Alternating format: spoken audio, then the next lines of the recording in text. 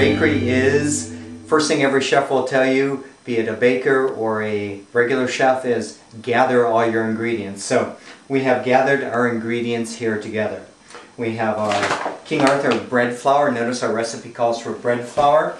I have some spelt flour, which is already in the pre-ferment here. Pre-ferment has been made, has been sitting for more than adequate time.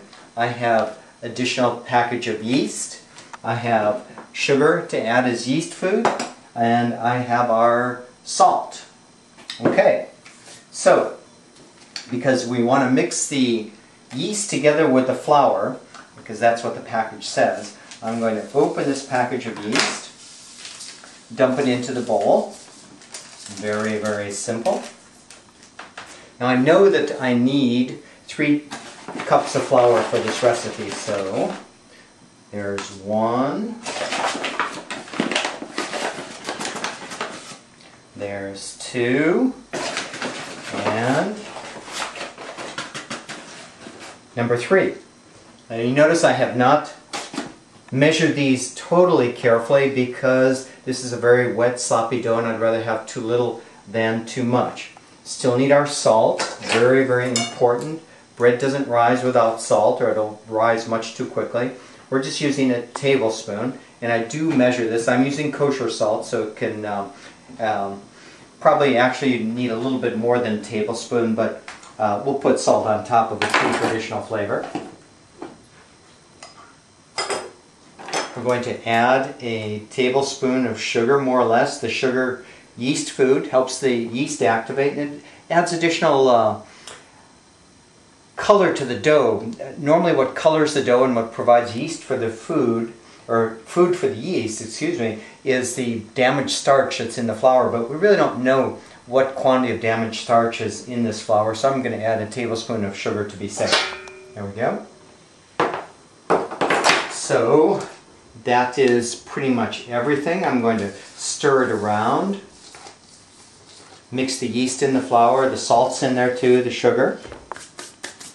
Recipe calls for 1 more cup of water. There we go. Now we're adding our pre-ferment. You can see this has been sitting overnight. It's very, very like a batter. You can see how bubbly it is, how active it is. And this has the German bread drink in it. In fact, let me get a bottle of the German bread drink so you can see what that is. This is a package of the German bread drink. Now this is what I'm proposing that is really different and radical in this recipe is that we have added German bread drink to the pouliche that is in here. Now this German bread drink, as I explained in the recipe, brings a level of acidity that you wouldn't normally get in a pre-ferment. Now the German bread, it's very much like the kombucha, and I wish I had a bottle of kombucha here, but I drink this German bread drink almost daily, especially when it's hot outside.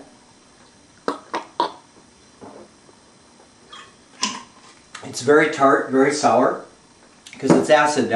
They do make it with an apple drink or with different flavorings like you'll see in the kombuchas here. I like the taste of the acidity. I've always liked acidic things.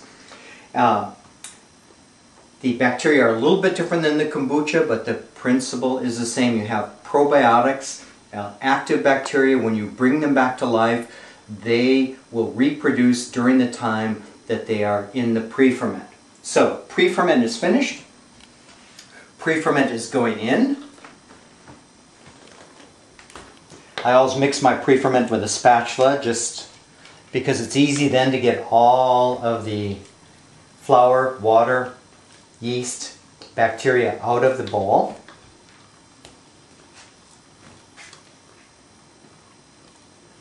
What is also unique and different about this concept, since we are using a very, very wet dough, is that you do the whole entire mixing process in the bowl itself. You don't have to touch it with your hands until further down, 2 or 3 hours from now, we'll start to show you how to do that with the stretch and fold.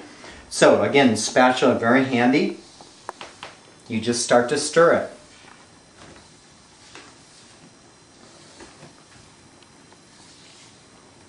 We're incorporating the liquid ingredients, the pre-ferment, water, and the flour. You see it's starting to come together. And you can imagine if you were trying to grab this with your hand and mix it. Now it just wouldn't work. Your hands would be full of dough.